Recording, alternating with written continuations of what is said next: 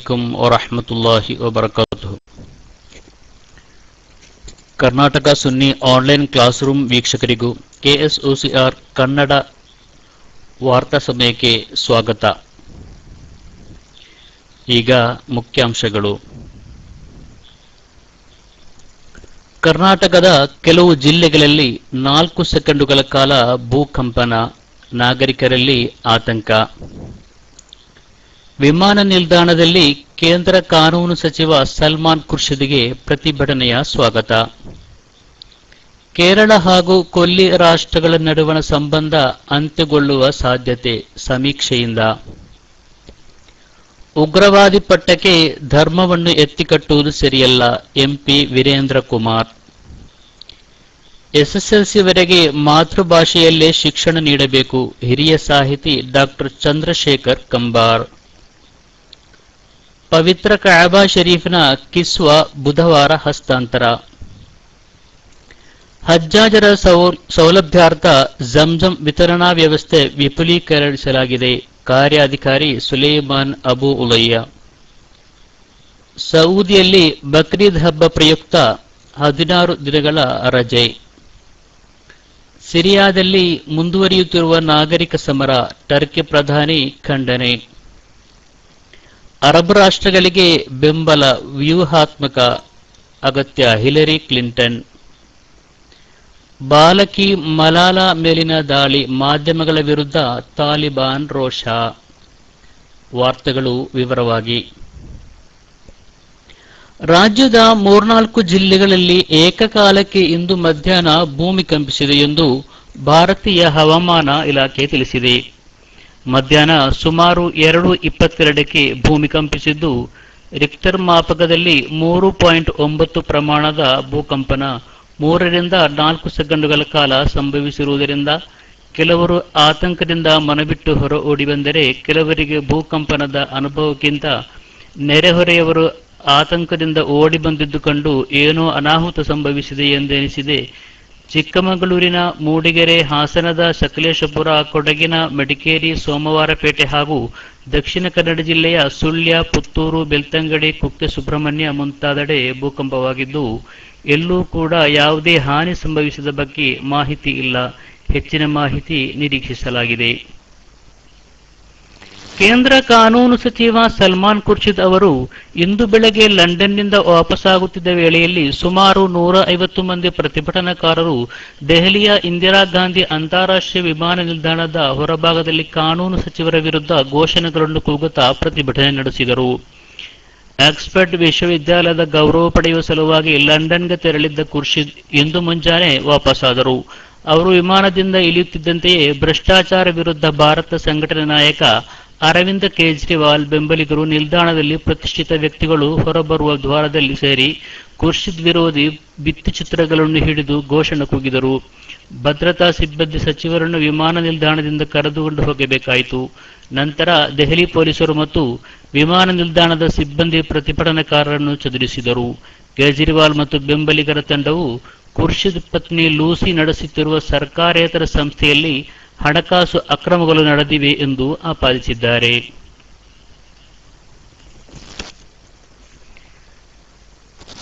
ಕೊಲ್ಲಿ ರಾಷ್ಟ್ರಗಳಲ್ಲಿ ಉದ್ಯೋಗಾವಕಾಶಗಳು ಕ್ಷೀಣಿಸುತ್ತಿರುವ ಹಿನ್ನೆಲೆಯಲ್ಲಿ ಮುಂದಿನ 4-5 ವರ್ಷಗಳಲ್ಲಿ ಕೇರಳ ಹಾಗೂ ಕೊಲ್ಲಿ ರಾಷ್ಟ್ರಗಳ ನಡುವಣ ಸಂಬಂಧ ಸಂಪೂರ್ಣ ಅಂತ್ಯಗೊಳ್ಳುವ ಸಾಧ್ಯತೆಗಳಿವೆ. 2008ರಲ್ಲಿ ಕೇರಳದಿಂದ ಕೊಲ್ಲಿ ರಾಷ್ಟ್ರಗಳಿಗೆ 21.9 ಲಕ್ಷ ಮಂದಿ ಯುವಕರು ತೆರಳಿದ್ದರೆ 2011ರಲ್ಲಿ 22.8 ಮಂದಿ ಯುವಕರು ತೆರಳಿದ್ದಾರೆ. ಇನ್ನು 1998ರಲ್ಲಿ 13.6 ಲಕ್ಷ ಹಾಗೂ 2003ರಲ್ಲಿ 18.4 ಲಕ್ಷ ಮಂದಿ ಕೇರಳೀಯರು ವಿವಿಧ ಕೊಲ್ಲಿ ರಾಷ್ಟ್ರಗಳಿಗೆ ಉದ್ಯೋಗದ ಹಿನ್ನೆಲೆಯಲ್ಲಿ ತೆರಳಿದ್ದಾರೆ. 2008ರಿಂದ 2011ರ ಅವಧಿಯಲ್ಲಿ ಕೊಲ್ಲಿ ರಾಷ್ಟ್ರಕ್ಕೆ ತೆರಳಿದವರ ಸಂಖ್ಯೆಯಲ್ಲಿ 1.4% ಏರಿಕೆಯಾಗಿದ್ದರೆ 2003-2008ರ ಅವಧಿಯಲ್ಲಿ 4.8% ವೃದ್ಧಿಯಾಗಿದ್ದರೆ 1998-2003ರವರೆಗಿನ 5 ವರ್ಷಗಳ ಅವಧಿಯಲ್ಲಿ ಈ ಪ್ರಮಾಣ 7% ಕೇರಳದ ಒಟ್ಟು 14 ಜಿಲ್ಲೆಗಳಲ್ಲಿ 7 ಜಿಲ್ಲೆಗಳಿಂದ ಕಳೆದ 5 ವರ್ಷಗಳಲ್ಲಿ ಕೊಲ್ಲಿ ರಾಷ್ಟ್ರಗಳಿಗೆ ತೆರಳಿದವರ ಸಂಖ್ಯೆಯಲ್ಲಿ ಇಳಿಕೆಯಾಗಿದೆ. 2015 ವೇಳೆಗೆ ಇದು ಮತ್ತಷ್ಟು ಇಳಿಕೆ ಕಾಣಲಿದೆ ಎಂದು ತಿರುವನಂತಪುರಂನಲ್ಲಿ ಅಭಿವೃದ್ಧಿ ಅಧ್ಯಯನ ಕೇಂದ್ರದ ಕೆಸಿ ಜಕರಿಯಾ ಹಾಗೂ ಎಸ್ ಇರುಡ್ಯರಾಜನ್ ಅಭಿಪ್ರಾಯಪಟ್ಟಿದ್ದಾರೆ. ಈ ಕೇಂದ್ರ 1998ರಿಂದ ಕೇರಳ ಸರ್ಕಾರದ ವತಿಯಿಂದ ಕೇರಳ ವಲಸೆ ಸರ್ವೆಯನ್ನು ನಡೆಸುತ್ತಾ ಬಂದಿದ್ದು 2011ರ ಸರ್ವೆಯ ವರದಿಯನ್ನು ಇತ್ತೀಚೆಗಷ್ಟೇ ಬಿಡುಗಡೆ ಮಾಡಿದೆ. ದೃಶ್ಯ ಮಾಧ್ಯಮಗಳಲ್ಲೂ ಪತ್ರಿಕೆಗಳಲ್ಲೂ ಮುಸ್ಲಿಂ ಉಗ್ರವಾದಿ, ಇಸ್ಲಾಂ ಉಗ್ರವಾದಿ ಮುಂತಾದ ಪದಪ್ರಯೋಗಗಳನ್ನು ಬಳಸುವುದು ನಿಲ್ಲಿಸಬೇಕೆಂದು ಎಂಪಿ ವೀರೇಂದ್ರ ಕುಮಾರ್ ಅಭ್ಯರ್ಥಿಸಿದ್ದಾರೆ. ಕಲ್ಲಿಕೋಟೆಯಲ್ಲಿ ಖಾಸಗಿ ಚಾನೆಲ್ ಒಂದಕ್ಕೆ ನೀಡಿದ ಸಂದರ್ಶನದಲ್ಲಿ ಅವರು ಈ ವಿಷಯ ತಿಳಿಸಿದರು. ಪತ್ರ ಮಾಧ್ಯಮಗಳಲ್ಲಿ ಉಗ್ರವಾದವನ್ನು ಯಾವುದೇ ಧರ್ಮದ ಮೇಲೆ ಎತ್ತಿಕಟ್ಟುವುದು ಯಾವತ್ತೂ ಸರಿಯಲ್ಲ. ಪ್ರವಾದಿ ಸಲ್ಲಲ್ಲಾಹು ಅಲೈಹಿ ವಸಲ್ಲಂ ಅವರನ್ನು ಅವಹೇಳಿಸಿ ಚಿತ್ರ ನಿರ್ಮಿಸಿದ್ದರಿಂದ ಅವರಿಗೆ ಯಾವುದೇ ಪ್ರಯೋಜನ ದೊರೆಯದು ಎಂದ ಕುಮಾರ್, ಮನುಕುಲಕ್ಕೆ ಮಾರ್ಗದರ್ಶಕರಾದಂತಹ ಮಹಾನ್ ವ್ಯಕ್ತಿಗಳನ್ನು ಅವಹೇಳಿಸಿ ಸಿನಿಮಾ ನಿರ್ಮಿಸಿದ್ದರ ಹಿಂದೆ ದುರುದ್ದೇಶವೂ ಗೂಢಾಲೋಚನೆಯೂ ಇದೆ ಎಂದು ವೀರೇಂದ್ರ ಕುಮಾರ್ ಹೇಳಿದರು. ಕಾವೇರಿ ನದಿಯ ನೀರಿನ ವಿಚಾರವಾಗಿ ರಾಜ್ಯದಲ್ಲಿನ ವಸ್ತುಸ್ಥಿತಿಯನ್ನು ಮನವರಿಕೆ ಮಾಡಿಕೊಡುವ ಉದ್ದೇಶದಿಂದ ಕೇಂದ್ರ ಸಚಿವರಾದ ಎಸ್.ಎಂ. ಕೃಷ್ಣ, ಮಲ್ಲಿಕಾರ್ಜುನ ಖರ್ಗೆ, ಪಕ್ಷದ ಇತರ ಹಲವು ಮುಖಂಡರ ಕಾಂಗ್ರೆಸ್ ನಿಯೋಗ ಸದ್ಯದಲ್ಲೇ ಪ್ರಧಾನಿ ಡಾಕ್ಟರ್ ಮನಮೋಹನ್ ಸಿಂಗ್ ಅವರನ್ನು ಭೇಟಿ ಮಾಡಲಿದೆ ಎಂದು ಕೆಪಿಸಿಸಿ ಅಧ್ಯಕ್ಷ ಡಾಕ್ಟರ್ ಜಿ. ಪರಮೇಶ್ವರ್ ತಿಳಿಸಿದರು.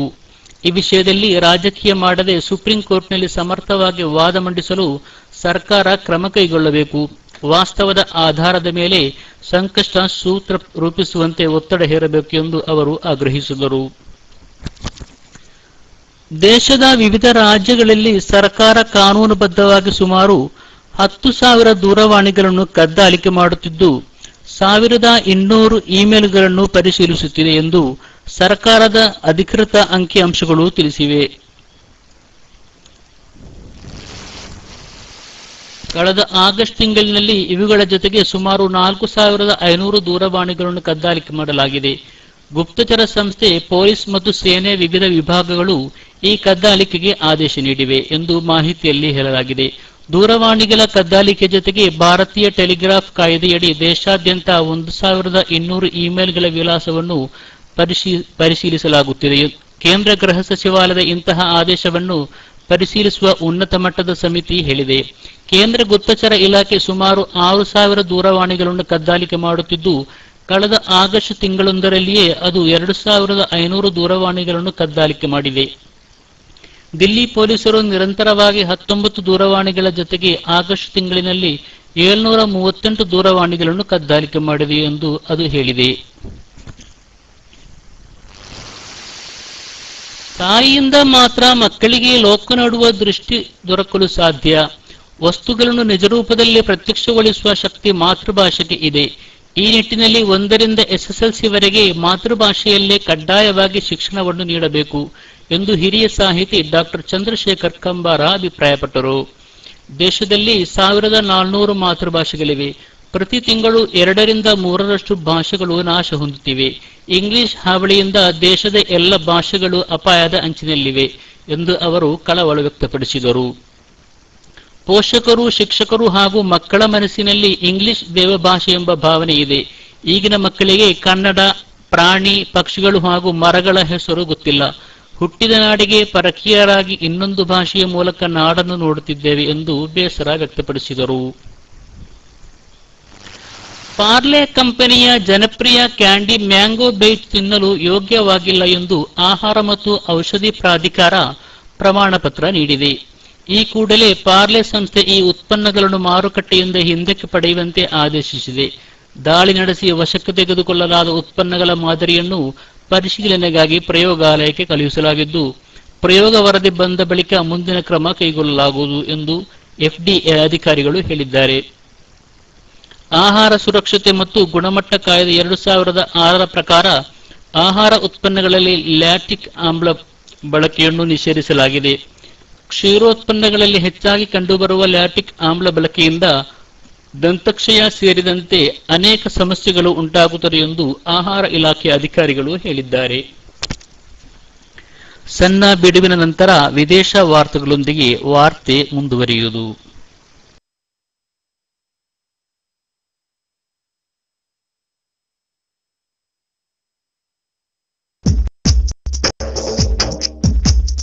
ಅಂತರ್ಜಾಲದ ವಿಸ್ಮಯವಿಂದು ಬೆರಳಿನ ತುದಿಗಳಲ್ಲಿ, ದೈವಾರಂಗದ ಪ್ರಗತಿಯು ಇಂದು ಮನೆ ಮನೆ ಅಂಗಳದಿ.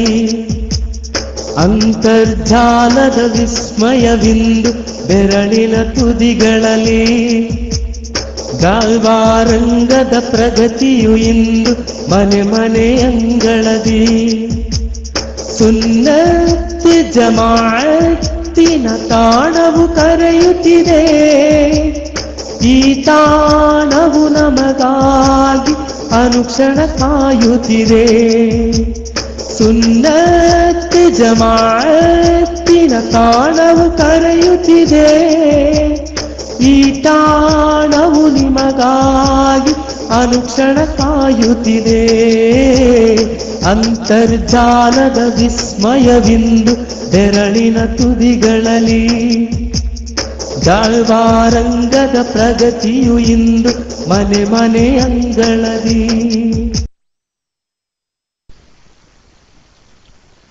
ವಿದೇಶ ವಾರ್ತೆಗಳು. ಪವಿತ್ರ ಕಾಬಾ ಶರೀಫನ್ನು ಹೊದಿಸುವ ಕಿಸ್ವವನ್ನು ಬರುವ ಬುಧವಾರದಂದು ಎರಡೂ ಹರಮಿನ ಕಾರ್ಯಾಲಯ ಮೇಧಾವಿ ಡಾಕ್ಟರ್ ಅಬ್ದುಲ್ ರಹಮಾನ್ ಸುದೈಸಿ ಕಾಬಾ ಶರೀಫ್ನ ಬೀಗದ ಕೈ ಸಂರಕ್ಷಕ ಶೇಖ್ ಅಬ್ದುಲ್ ಖಾದರ್ ಶೇಖ್ ರವರಿಗೆ ಹಸ್ತಾಂತರಿಸಲಿರುವರು. ಕಾರ್ಯಕ್ರಮದಲ್ಲಿ ಎರಡೂ ಹರಮಿನ ಕಾರ್ಯಾಲಯದ ವಕ್ತಾರರು ಪಾಲ್ಗೊಳ್ಳುವರು. ವಾಡಿಕೆಯಂತೆ ದುಲ್ಹಜ್ 9ಕ್ಕೆ ಕಿಸ್ವಾ ಹೊದಿಸಲಾಗುವುದು ಎಂದು ವಕ್ತಾರರು ತಿಳಿಸಿದ್ದಾರೆ. ಹಜ್ಜಾಜರಿಗಾಗಿ ಜಂಜಂ ವಿತರಣಾ ವ್ಯವಸ್ಥೆಯನ್ನು ವಿಪುಲೀಕರಿಸಲಾಗಿದೆ ಎಂದು ಜಂಜಂ ಕಾರ್ಯಾಧಿಕಾರಿ ಸುಲೇಮಾನ್ ಅಬು ಉಲಯ್ಯ ಹೇಳಿದರು. ಸುಮಾರು 5,000 ವಸತಿ ಸಮುಚ್ಚಯಗಳಿಗೆ ಜಂಜಂ ವಿತರಣೆ ಮಾಡಲು ಯುನೈಟೆಡ್ ಜಂಜಂ ಏಜೆನ್ಸಿ ಹಲವು ರೀತಿಯ ವಾಹನಗಳನ್ನು ಬಾಡಿಗೆಗೆ ಗೊತ್ತುಪಡಿಸಲಾಗಿದೆ ಎಂದು ಅವರು ಹೇಳಿದರು. ಹಜ್ಜಾಜರಿಗೆ ಇನ್ಫಾರ್ಮೇಷನ್ ಕೌಂಟರ್ ಮುಖಾಂತರ ದುಲ್ಹಜ್ 9ರವರೆಗೆ 330 ಮಿಲಿಲೀಟರ್ ಜಂಜಂ ಬಾಟಲಿ ನೀಡಲಾಗುತ್ತದೆ. ಮಾತ್ರವಲ್ಲದೆ ಹಜ್ಜಾಜರಿಗೆ ಅವರ ವಾಸಸ್ಥಳಕ್ಕೆ ದಿನಕ್ಕೊಂದು ಲೀಟರ್ನಂತೆ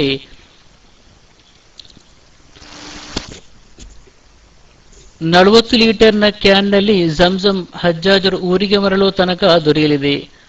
ಅಲ್ನೂರ್ ಆಸ್ಪತ್ರೆಯಲ್ಲಿ ಚಿಕಿತ್ಸೆ ಪಡೆಯುತ್ತಿರುವ ಹಜ್ಜಾಜರಿಗೆ ನಿನ್ನೆ ಜಂಜಂ ವಿತರಣೆ ನಡೆಸಿದ್ದು, ಎಲ್ಲಾ ಆಸ್ಪತ್ರೆಗಳಲ್ಲೂ ಚಿಕಿತ್ಸೆ ಪಡೆಯುತ್ತಿರುವ ಹಜ್ಜಾಜರಿಗೆ ಜಂಜಂ ವಿತರಿಸಲು ಪ್ರತ್ಯೇಕ ಸಂಘವನ್ನು ಏರ್ಪಡಿಸಲಾಗಿದೆ ಎಂದು ಸುಲೈಮಾನ್ ಅಬು ಉಲಯ್ಯ ಹೇಳಿದರು. ಈ ವರ್ಷದ ಬಕ್ರೀದ್ ಹಬ್ಬಕ್ಕೆ ಸರ್ಕಾರಿ ಸಂಸ್ಥೆಗಳಿಗೆ ಒಟ್ಟು 16 ದಿನಗಳ ರಜೆ ಇರುವುದಾಗಿ ಸೌದಿ ನಾಗರಿಕ ಸೇವಾ ಮಂತ್ರಾಲಯವು ತನ್ನ ಪ್ರಕಟಣೆಯಲ್ಲಿ ಹೇಳಿದೆ. ಅಕ್ಟೋಬರ್ 18ರಿಂದ ಆರಂಭವಾಗಿ ನವೆಂಬರ್ 2ರ ತನಕ ರಜೆ ಇರುವುದು. ದುಲ್ಹಜ್ 1ನೇ ದಿನ ಅಕ್ಟೋಬರ್ 17ರ ಬುಧವಾರ ಕೆಲಸದ ಕೊನೆಯ ದಿನವಾಗಿದ್ದು, ನವೆಂಬರ್ 2ರಂದು ದುಲ್ಹಜ್ 18 ರಜೆಯ ಕೊನೆಯಾಗಿರುತ್ತದೆ. ವಿದ್ಯಾರ್ಥಿಗಳಿಗೂ ಸರ್ಕಾರಿ ಉದ್ಯೋಗಸ್ಥರಿಗೂ ಬಕ್ರೀದ್ ಹಬ್ಬ ಪ್ರಯುಕ್ತ ದೀರ್ಘಕಾಲ ರಜೆ ವಾಡಿಕೆಯಾಗಿದೆ.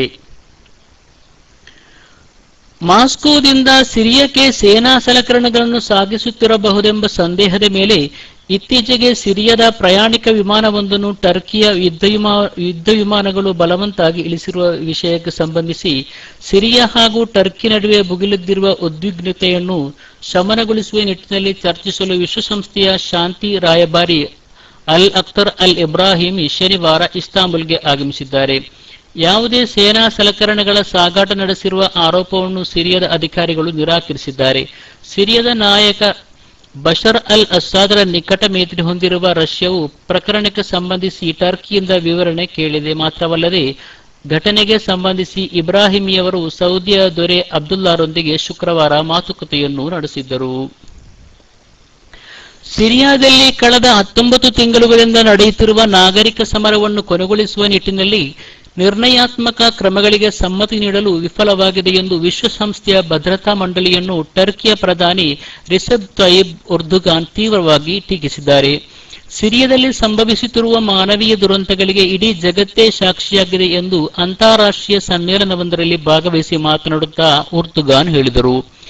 ನಿರ್ಣಯಾತ್ಮಕ ಕ್ರಮಗಳನ್ನು ಕೈಗೊಳ್ಳುವ ಸಂಬಂಧ ನಾವು ಇನ್ನೂ ಕೂಡ 1 ಅಥವಾ 2 ಕಾಯಂ ಸದಸ್ಯರಿಗಾಗಿ ಕಾಯುತ್ತಲೇ ಇದ್ದಲ್ಲಿ ಸಿರಿಯಾದ ಭವಿಷ್ಯವು ಮತ್ತಷ್ಟು ಅಪಾಯಕಾರಿಯಾಗಲಿದೆ ಎಂದವರು ಅಭಿಪ್ರಾಯಿಸಿದರು.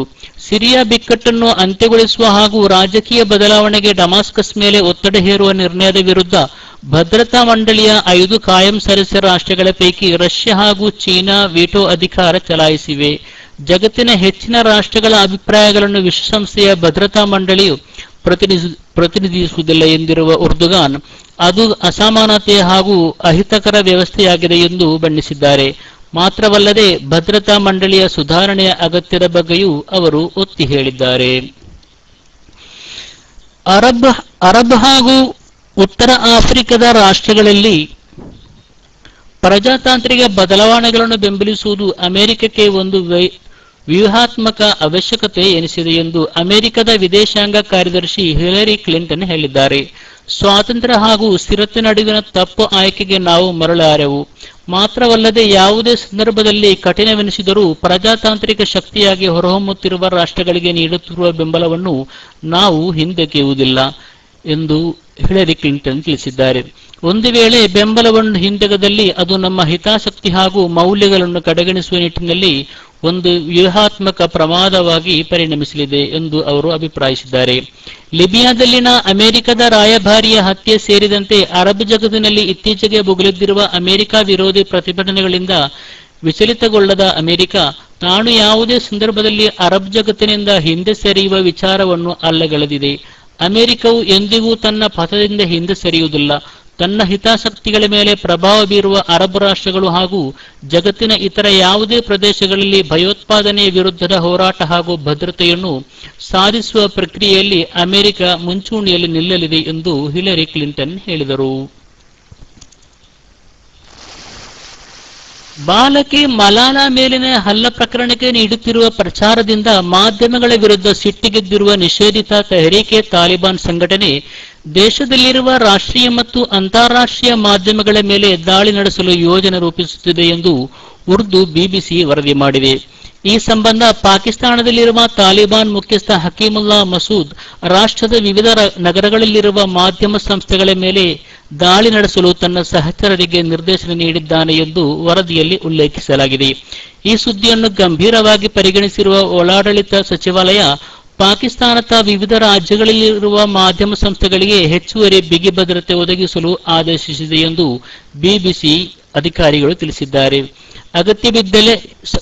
ಅಗತ್ಯಬಿದ್ದರೆ ಖಾಸಗಿ ಭದ್ರತಾ ಪಡೆ ನಿಯೋಜಿಸಿಕೊಳ್ಳಲು ಸೂಚಿಸಲಾಗಿದೆ.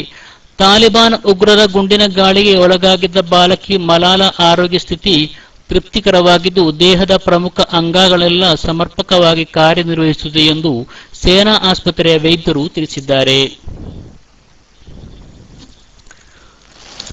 ಅಪರಿಚಿತರು ಹಾರಿಸಿದ ಗುಂಡೊಂದು ಅಮೆರಿಕದ ಕೊಲೊರಾಡೋ ರಾಜ್ಯದ ಡೆನ್ವರ್ನಲ್ಲಿರುವ ಅಧ್ಯಕ್ಷ ಒಬಾಮಾ ಅವರ ಚುನಾವಣಾ ಪ್ರಚಾರ ಕಚೇರಿಯ ಕಿಟಕಿಗೆ ತಗುಲಿದೆ ಎಂದು ಸ್ಥಳೀಯ ಮಾಧ್ಯಮವೊಂದು ವರದಿ ಮಾಡಿದೆ.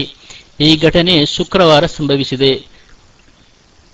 ಘಟನೆಯಲ್ಲಿ ಯಾರೂ ಗಾಯಗೊಂಡಿಲ್ಲ ಎಂದು ಸ್ಪಷ್ಟಪಡಿಸಿದ್ದಾರೆ. ಘಟನೆಯ ಬಗ್ಗೆ ತನಿಖೆ ನಡೆಸಲಾಗುತ್ತಿದೆ. ಕೊಲೊರಾಡೋದಲ್ಲಿ ಒಬಾಮಾ ಅವರ ಚುನಾವಣಾ ಪ್ರಚಾರಕ್ಕಾಗಿ 30 ಕಚೇರಿಗಳಿವೆ ಎನ್ನಲಾಗಿದೆ.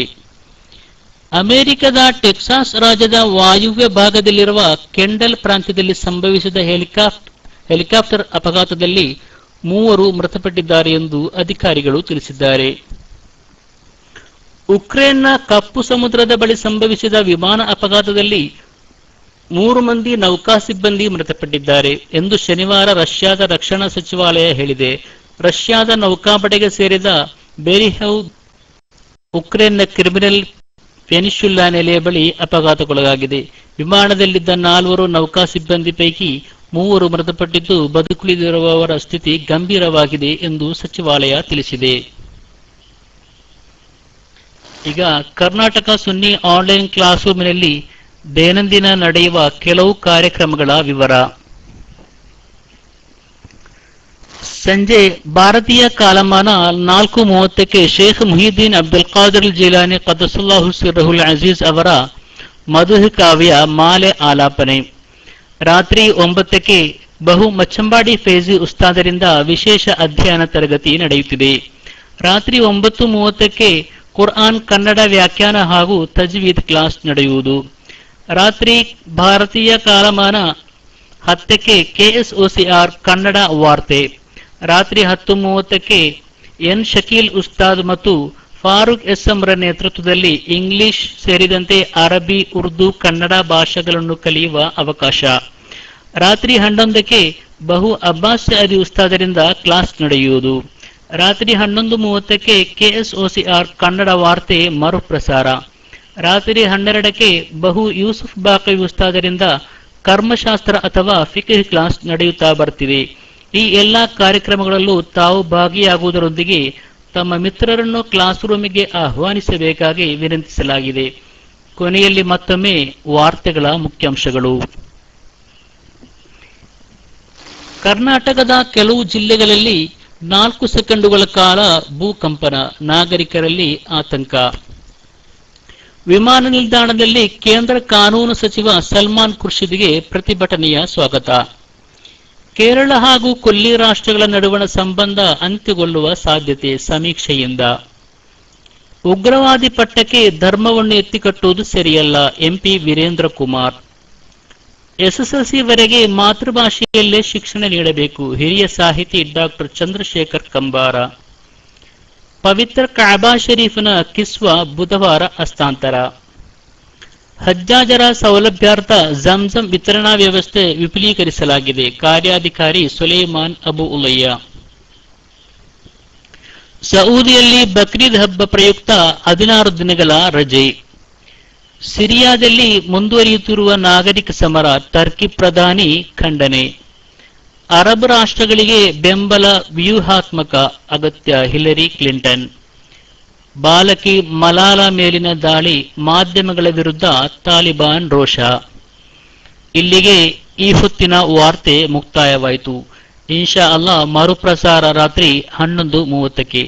ತಮ್ಮ ಅನಿಸಿಕೆಗಳನ್ನು, ಸಂಘಟನಾ ವಾರ್ತೆಗಳನ್ನು ಕರ್ನಾಟಕ ಸುನ್ನಿ ಆನ್ಲೈನ್ ಎಂಬ ನಿಂಬುಸ್ ಐಡಿಯಲ್ಲೋ karnataka.sunni.online@gmail.com ನಲ್ಲೋ ಕಳುಹಿಸಿಕೊಡಬೇಕಾಗಿ ವಿನಂತಿಸಿ ದುಆ ವಸಿಯತನೊಂದಿಗೆ ಅಸ್ಸಲಾಮು ಅಲೈಕುಂ ವರಹಮತುಲ್ಲಾಹಿ ವಬರಕಾತು.